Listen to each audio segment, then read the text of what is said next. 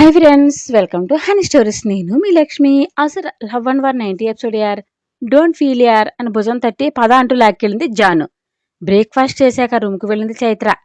తనకు ఇదంతా చాలా చిరాకు తెప్పిస్తుంది. చాలా అసహనంగా తిరుగుతూ అత్తమ్మ మంచి మనసుతో అర్థం చేసుకుంది కాబట్టి సరిపోయింది. లేకపోతే సిసి చేసే దరిద్రక లైఫ్లో నా మొహం కూడా చూసేది కాదు. చా, మరీ ఎంత జగదారిపోయింది అని జరిగింది గుర్తు చేసుకుంది. మేఘ ఇంటి నుంచి వెళ్ళిపోయాక పెద్దావిడ కోప్పడింది. ఆడపిల్ల అలా చెప్పా పెట్టకుండా వెళ్ళిందంటే మీరంతా ఏం చేస్తున్నారు అని అరిచింది. తన నాని వెళ్ళింది చైత్ర అనుకుంటుందని, ఇక నిజం చెప్పకపోతే ఇబ్బంది అవుతుందని తన మామని పిలిచాడు దేవ్. మీ నానికి చాలా బాధగానట్లుంది నాన్న, అది చేసే హంగామా చూస్తే ఇవిడకు తెలుసును అని విసుగు ప్రదర్శించింది ఊర్మిళ. మామ్, కొంచెం ప్లీజ్ కూల్గా ఉండు, మీకు విషయం చెప్పాలి అని చైతు వైపు చూశాడు దేవ్. ఏం చేస్తున్నారు అంటూ వచ్చారు భరద్వాజ్. ఏదో బాంబు పేల్చిపోతున్నాడు మీ సుపుత్రుడు అని మంటగా అంది ఊర్మిళ.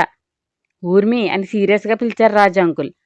నా నోరు ముంచడం బాగా వచ్చు మీ ఇద్దరికి, ఇక లేటెందుకు కానివ్వు అని నిష్ఠూరంగా అందామె. చైత్ర విగ్ గడ్డాలు తీసి అమ్మమ్మా అని మెల్లగా పిలిచింది. తామేం చూస్తున్నాం అర్థం కాక డీప్ షాక్కి గురయ్యారు అత్తా కోడలు. మామ్ అంటూ భుజం చుట్టూ చేయి వేసి పట్టుకున్నాడు దేవ్. ఇది చైత్ర, మరి పోయిందెవరు అంటూ అయోమయంగా అడిగింది ఊర్మిళ. శివ, మళ్ళీ ఏ నాటకానికి తెరతీసావు? వీడి అబ్బాయి కాదా అని ఆశ్చర్యపోయింది బామ్మ. మళ్ళీ అంటున్నారంటే ముందు ఏం చేశాడో మీకు తెలుసా అత్తయ్య అని అనుమానంగా చూసింది ఊర్మిళ ఆంటీ. ఏదైనా చేశాక చెబుతాడు సార్, ముందు ఎవరికి చెప్పి చేసే అలవాటే లేదు కదా అని సీరియస్ అయ్యారు భరద్వాజ్. ఇప్పుడు పొగిడిని ఎంజాయ్ చేసే మూడ్లో నేను లేను డాడ్ అని వంకరగా అన్నాడు దేవ్. నీకు అలా అనిపించిందా అని గుర్రుగా చూస్తూ, ఇప్పటిదాకా ఉన్న పర్సన్ చైత్ర అక్క, ఇద్దరు ట్విన్స్ సిస్టర్సా అని చెప్పాడు. ఏమన్నారు రాజా? దీని అక్క తినలా ఉంటుందా? ఉందో సచ్చిందో, తర్వాత అది దీనిలో ఎందుకు వచ్చింది అని కోపంగా అడిగింది ఊర్మిళ. ఆమె అలా రావడానికి రీజన్ నీ మేనలుడే. ఆరోగ్యదంతా చేశాడు. ఈజీ మనీకి బాగా అలవాటు పడి వాడు చేసే అకృత్యాలకు అంతే లేదు. అందుకే కుక్కచావ చచ్చాడు వెధవ అని కోపంగా అన్నారు భరద్వాజ్. ఏమంటున్నారు మీరు? అర్ణవ్ చనిపోయాడా? ఎప్పుడు? వాడు చనిపోతే మా వాళ్ళు నాకెందుకు చెప్పలేదు? ఏంటి కన్ఫ్యూజన్? దేవ్, నాకు కాస్త క్లారిటీగా చెబుతావా అని ఫ్రస్ట్రేట్ అయింది ఊర్మిళ. అన్నీ చెబుతాను, నువ్వు కూల్గా ఉండు. చైత్ర ఎవరో కాదు, నేను తాళి కట్టిన నా భార్య అని ఆంటీ నెత్తిన పిన్ పీకిన బాంబు వేశాడు బాబు. ఆర్డీఎక్స్ పక్కలో పేలినట్టు ఎదురుపడింది ఆంటీ. ఊర్మి టెన్షన్ పడుకుంటూ దగ్గరకు తీసుకున్నారు భరద్వాజ్. అంటే మీకు ముందే తెలుసా రాజా అని కోపం బాధ ఎగతన్నగా ఉక్రోషంగా అంటే, నేనే మీ ఇద్దరికి ఏమి కాను, ఒక అన్నోన్ పర్సన్, అందుకే కదా ఎన్నాళ్ళు దాచారు. మీరు కూడా అత్తయ్య వీళ్ళకు జత అయ్యారు కదా అని అడిగింది. మామ్, అది కాదంటుంటే నువ్వు అస్సలు నాతో మాట్లాడకు దేవ్, అమ్మనే చీట్ చేసినంత ఘనుడు అనుకోలేదు అని కోపంగా అంది. అబ్బా ఊర్మి, నీ ఆవేశంగా ఎదుటి వాళ్ళు చెప్పేది వినిపించుకోవా అని అసహనంగా అడిగి, ఇదంతా అనుకోకుండా జరిగింది. ప్రేమించిన అమ్మాయిని మన ఆశీర్వాదాలతో చేసుకోవాలని అనుకున్నా వాడు దొంగ పెళ్లి చేసుకునే కర్మ పట్టించారు అర్ణవ్, ఇంకా చైతు అక్క మేఘ అన్నారు భరద్వాజ్. మామ్, నిన్ను మోసం చేయాలని కాదు, చైతుని లవ్ చేశాను.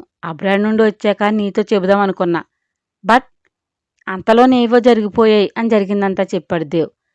అక్క మీద కోపంతో చెల్లెల్ని పెళ్లి చేసుకున్నావు, అక్కకేమో ఇదంటే మంట, సరిపోయింది. మీరు త్యాగాలు చేయడానికి ఏమైనా దేశ సేవ చేసే మహనీయులా?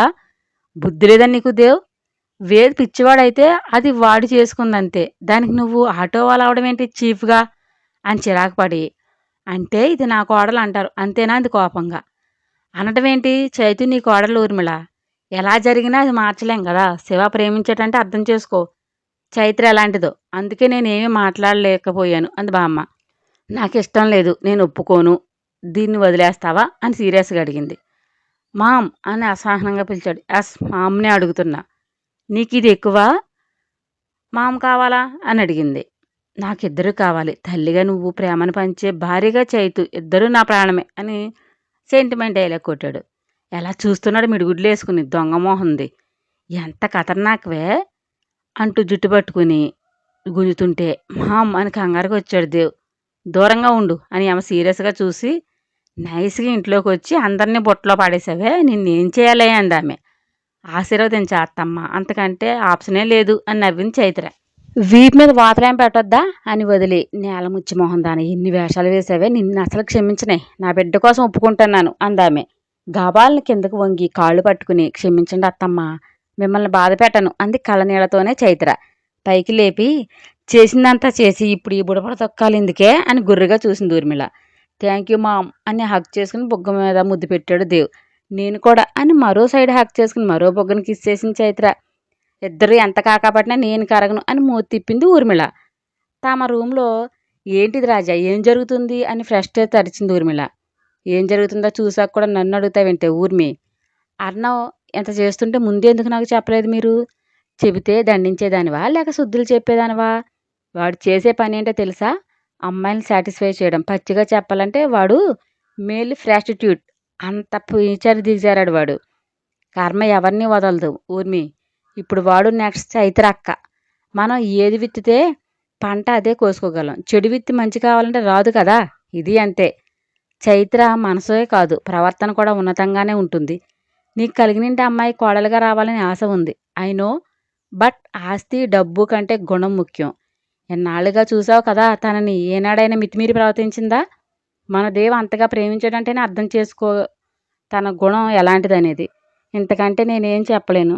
చైత్ర మీద కోపం చూపించి దేవు మనసులో నీ మీద నెగిటివ్ ఒపీనియన్ తెచ్చుకోకు అన్నారు భరద్వాజ్. నా బిడ్డ ప్రేమని నేనెందుకు అగౌరవపరుస్తాను అంటూ మొహం ముడిచి, బట్ దాన్ని క్షమించను. నాతోనే డ్రామాలాడుతుందా? అత్తగారి ఫవర్ అనేది ఏంటో చూపిస్తాను అని బింకంగా అంది ఊర్మిళ. నీకు నచ్చింది చేసుకో, నన్ను ఇన్వాల్వ్ చేయకు అంతే. మీరు భలే సెల్ఫీస్ తెలుసా అంది కచ్చిగా ఆమె.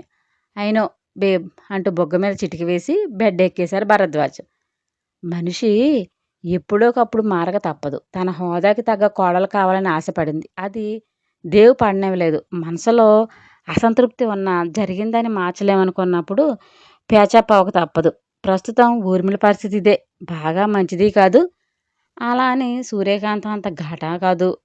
మిశ్రమ స్పందన అంతే. కిందికి వస్తున్న లైన్ గుద్దుకుని మరీ వెళ్ళింది నిధి. తూలి దబ్బున కింద పడిపోయింది ఆమె. వెనక్కి తిరిగి, ఏయ్ మేనర్స్లెస్ బ్రూట్, నా కార్కి అడ్డం వస్తావే అని కరిచి బూమ్ బూమ్ అంటూ నోటితో కారు సౌండ్ చేస్తూ చేతులతో స్టీరింగ్ తిప్పుతూ వెళ్ళింది నిధి. అయ్యో ఇదేంటి అమ్మాయి అలా పడ్డావు అని రెక్కపుచ్చుకుని డాల్ని లేపినట్లు లేపింది దుర్గాంబ. కోపంగా చూస్తూ, పిచ్చిదాన్ని ఇంట్లో పెట్టి మనుషులను చంపేస్తారా అని కోపంగా అరిచిందిలయ్య. ఏయ్ ఎక్కువ ఆక్కో, మా బంగారం పిచ్చిది కాదు. దాన్ని అలా చేసినవాడు నీ అన్న. ఒంటికి ఎంత నొప్పి తగిలితేనే అరుస్తున్నావే? పెళ్లి చేసుకుని పిల్లా పాపలు సంతోషంగా ఉండాల్సిన అది అలా మతిస్థిమితం లేకుండా ఉంటే మాకెలా ఉండాలి? మా నిధి ఏం చేసినా నువ్వు నోరు మూసుకుని ఉండాల్సిందే, లేకపోతే ఇంటి బయట ఉంటావు అని సీరియస్గా వార్నింగ్ ఇచ్చి, బంగారం ఇలా రామ్మ కాళ్ళాగుతాయా అని పిలిచిందమ్మే. అత్తమ్మ నా కాళ్ళు లాగితే దీంతో నొక్కించుకుంటా అని లైవ్ వైపు గుర్రుగా చూస్తూ, ఎలా చూస్తుందో పెహే, నువ్వు నాకు నచ్చలేదు, రా అత్త కారు ఎక్కువ తీసుకెళ్తా అని చేయి పుచ్చుకుని మళ్ళీ కారు ఆట ఆడుతూ దుర్గమ్మని తీసుకుని వెళ్ళింది నిధి. కోపంతో ఊగిపోతూ జై జై అంటూ అరుచుకుంటూ రూమ్కి వెళ్ళింది లయ్య.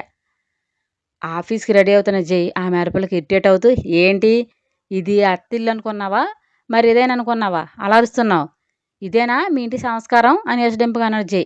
నిర్ఘాంతపోయి జై అంటూ బాధగా పిలిచింది ఆమె. లుక్ లయ్య, ఏదైనా హద్దులో ఉంటే బాగుంటుంది, బరి తెగిస్తే కాదు. బయట మీ అన్నయ్య వాళ్ళ హెడేక్, ఇంట్లో నువ్వు మనశ్శాంతి ఉంచడం లేదు అని చిరాకు పడ్డాడు.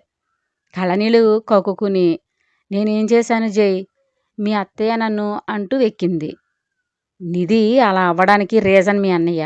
ఏదో కోపంతో ఒక మాట అంటే అంతగా అరవాలా అని విసుక్కుంటూ బయటకు వెళ్ళాడు జయంత్. వీళ్ళేదో మైండ్ గేమ్ ఆడుతున్నారు, ఈ కోడ్ బ్రెయిన్ దానికి అర్థం కాలేదు అని ఎన్ఆర్ ఘోషించింది. కోపం లావాలా పొంగి దేవు మీద తన వల్ల తనకు ఈ అవమానాన్ని గుడ్డిగా విశ్వసించి సెగలు పొగలు కక్కుతూ హ్యాండ్ బ్యాగ్ తీసుకుని విసురుగా బయటకు వచ్చి ఎవరికీ చెప్పకుండా వెళ్ళిపోయింది లయ.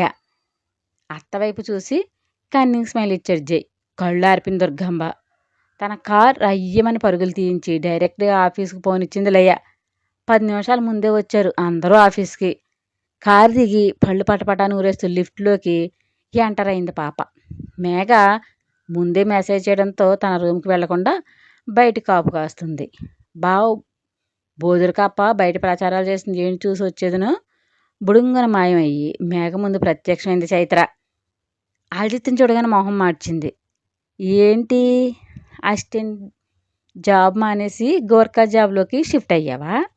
ఫ్లోరు బొక్కపడేలాగా తెగ తిరిగేస్తున్నావు. ఏంటి సంగతి అని కళ్ళెగరేసింది. పళ్ళు బిట్టగరిచి నీకు అనవసరం మర్యాదగా వెళ్ళు అంటూ గుడ్లురిమింది మేఘ. ఇదేమైనా నీ మొగుడు సొత్తా పో అంటున్నావు. ఎదవ ఆర్డర్స్ వేస్తున్నావు. సరదాగా అంకుల్తో చెప్పి నిన్ను బయటికి గెంటించనా అంటూ వెకిలి నవ్వు నవ్వింది చైత్ర. ట్రై చేయి అని బలుపుకు దిగింది. బిగ్ అంకుల్ అంటూ రాగం తీయగానే ఏయ్ అని కంగారుగా పిలిచింది. అది మరి నాతో ఎట్టుకోకు. తిరిగింది చాలు ఇలా చేలో పాతేసిన దిష్టి బొమ్మల మధ్యలో నిలబడింది. ఆఫీసు అందం అంతా పోగొట్టుకున్నా అని అగ్గసిరింది. ఏయ్ యూ నేను దిష్టి బొమ్మలా ఉన్నానా? అల్జిత్ మీదకి వచ్చింది. అదే బెస్ట్, నీకంటే అందంగా ఉంటుంది. ముఖ సౌందర్యం చూసి మరొకో నీ బ్యాక్గ్రౌండ్ నీ ఫేస్ని ఇదిగో ఇలా చూపిస్తుంది అని ఫోన్ ఆన్ చేసి ఈవిల్ ఎమోజ్ చూపించింది చైతు. మేఘ ఏదో అనేలోపు లయ ఎంటర్ అయింది. లయని చూడగానే ఇదేంటి ఉరిమిలేని పిడుగులో ఎలా ఊడిపడింది? దీని వాలకం చూస్తుంటే నా పతి మీద యుద్ధానికి వచ్చినట్లుంది. ఈ తిప్పులాడికి ముందే తెలుసా పిత్తకపారికి మొహందే వస్తున్నట్లు. అందుకని ఇక్కడ కుక్క కాపు కాసింది. మీ ఇద్దరిని నా స్టైల్లో ఆడుకోవాలి రావే అనుకుంది చైత్ర. లయని చూసి హాయ్ వేద్ని మీట్ అవ్వడానికి వచ్చావా అని అడిగింది మేఘ. లయ కంటే ముందే చైతు నుండి వచ్చిన సమాధానం కాదు నా కోసం వచ్చింది కదా లవ్ అంటూ వానపాముల మెలుకులు తిరిగాడు అల్జిత్. ఉరిమి చూస్తూ hey man who are you? నీకోసం నేను రావడం ఏంటి? నాన్ సెన్స్ అంటూ మోహన్ చిట్లించింది లయ. అల్జిత్ నీకు మర్యాద తెలీదా? పెళ్ళైన ఆమెతో ఎలానే మాట్లాడేది అని సీరియస్ అయింది మేఘ. పెళ్ళైన వాళ్ళ మీద పడకూడదా మిస్ మేఘ అంటే అమాయకంగా అడుగుతుంది చైత్ర. తను అలా అడగగానే తత్తరపడింది మేఘ. లవ్ అంటే నాకు ఎప్పటి నుంచో లవ్ ఇస్ ప్యార్ మేఘ అని మొహం ముడిచి తిను వేస్ట్ ఫెలోని పెళ్లి చేసుకుందని తెలిసి నా మనసు 1000 చెక్కలైంది తెలుసా అంటూ క్రొకోడైల్ టీయర్స్ కార్చాడు అల్జిత్. పళ్ళు నూరేస్తూ ఎవడ్రా నువ్వు అంటూ మీదకొచ్చింది. నీ అజ్ఞాత ప్రేమికుని లవ్ అంటూ క్యూట్గా చూశాడు. చంపేస్తా ఎక్కువ వాగితే. ఎవడు వీడు అని మేఘని అడిగింది లయ్య. మీ దేవ అన్నయ్య ఫ్రెండ్ అంట. పేరు అల్జిత్. ఎక్స్ట్రాలు ఎక్కువే నువ్వురా అంది మేఘ. నీకంటే ఎక్స్ట్రాలు ఎవరు వెళ్ళబోయారు కానీ మూసుకుని పక్కండు అని టెంపర్గా చెప్పింది. నేను నా లవ్తో హృదయం ఇప్పి మాట్లాడాలి. మళ్ళీ అవకాశం ఏ పుష్కరానికి వస్తుందో ఏమో అని. ఏంటి లవ్ విశేషాలు? పిల్లాపీసి ఏమైనా ఉన్నారా అంటూ ఎగాదేగా చూసి నీ వాలకం చూస్తుంటే తుమ్మెత్తాకని పువ్వులా ఉన్నావే. So sad. లవ్ ఎలా లోకం తెలియకుండా ఉంటే ఏమైపోతావు నువ్వు? అయ్యో నాకు బెంగొచ్చేస్తుంది లవ్ నిన్ను చూసి. ఎప్పుడు ఎప్పుడు అప్డేట్ అవుతావు? సొంత బుర్రతో ఎప్పుడు ఆలోచిస్తావు హతవిధి అని బకెట్టు చెంపతి నెత్తి మీద కురిపించింది. ఈ మేకను చూడు షడ్రుచులు అనిపించేసి ఎంత సిగ్గు ఎగ్గు లేక నిలబతికేస్తుందో చూసి నేర్చుకోవాలరా అంటే మెత్తగా రాడ్దింపింది Chaitra. It's none of your business. తెలియని ఆడపిల్లతో ఇలా మాట్లాడడానికి సిగ్గులేదా అని ఫైర్ అయింది రయ్య. అయ్యో నువ్వు నాకు బాగా తెలుసు లవ్. నీ పిచ్చి తెలిసే కదా దూరంగా ఉన్నా అని వెకిలిగా నవ్వింది. అల్జిత్ నీకు మేనర్స్ లేదా అని చిరాకు పడింది మేఘ.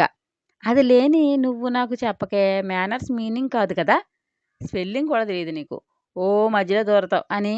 ఏంట్లో ఎలా వచ్చావు? ఏమైనా మనీ కావాలా చెప్పు ఇస్తా అంటూ పాకెట్ తడుముకుని చైత్ర. మాటలు తిన్నగా రాని. నిన్ను ముష్టి అడుక్కోవడానికి వచ్చాను అనుకుంటున్నావా? లయ వైఫ్ ఆఫ్ జయంత్ అంటే పొగరగా చెప్పింది. ఏడ్చాడు చూదనయాల కోసం అంత బిల్డప్ ఇవ్వకలవు. లయ బ్రదర్ ఆఫ్ దేవాన్స్ అని బాగుంటుంది. ఆ నేమ్లో వైబ్రేషన్ చూసావా ఎలా ఉన్నాయో? అది నా బావ్ అంటే హొయిలిపోయి పక్క వాళ్ళ నాశనం కోరేవాడి పెళ్ళాన్ని అని చెప్పుకోవడానికి సిగ్గుండాలి. అబ్బే అది నీకు లేదులే. ఉంటే పుట్టింటి నాశనం కోరేవాడిని దొంగ పెళ్ళి ఎందుకు చేసుకుంటావు చెప్పు. తాడబుట్టిన వాళ్ళ ఉసురు కట్టుకుంటే మట్టి కొట్టుకుపోతారని గ్రాని చెప్పింది. నీకు వర్తిస్తుంది. వెళ్ళు బావతో ఒక మోపుడు గడ్డి పెట్టించుకుంటే సమ్మగా తేడ తీరుతుంది వెళ్ళు అని నవ్వింది చైత్ర. వేద్ని మీట్ అవ్వు, తనే సాల్వ్ చేస్తాడు నీ ప్రాబ్లం అంది మేఘ. నేను తీర్చుకోవాల్సిన దేవుతో అని మోరెగరేస్తే వెళ్ళింది అయ్యా. అదో మూర్ఖురాలు, జీవితం సంకనాకపోయిందని తెలిసి నెత్తి నోరు కొట్టుకునే రోజు అంటూ ఒకటి ఉంటుంది చూడు, అప్పుడు తెలుస్తుంది ఎవరేంటనేది. నీకైనా ఇప్పుడు కాస్త అందం ఒంట్లో కొవ్వు ఉందని ఎగుతున్నావు. ఒకరోజు వస్తుంది మృత్యు కళ్ళ ముందు కదలాడితే లైఫ్ అంటే తెలిసి వచ్చే క్షణం అది. బట్ అప్పుడు తెలిసి ఏమీ మిగలదు, అంతా బూడిదే. మిస్ మేఘా అని పెదవి విరిచి వెళ్ళింది చైత్ర. వీడికి నోటిదూల బాగా ఎక్కువైంది. ముందు వీడిని లేపించేయాలి. ఎదవ నీతులు చెబుతున్నాడు అని మండిపడుతూ లయ కోసం ఫేత్‌కి చెప్పాలని కంగారుగా వెళ్ళింది మేఘ. తన చెల్లెలు చెప్పింది నిజం కాబోతుందని మేఘ గ్రహించలేదు పాపం. అమాంతం డోర్ తోసుకుని లోపలికి వెళ్ళింది లయ. సీసీ కెమెరా లయ రావడం చూసి కేర్ చేయకుండా తన వర్క్‌లో ఉన్నాడు దేవ్. డోర్ దబ్బున తెరుచుకోవడం చూసి తల ఎత్తి సీరియస్‌గా చూశాడు. సెగలో పక్కులో కక్కుకుంటుంది పాప.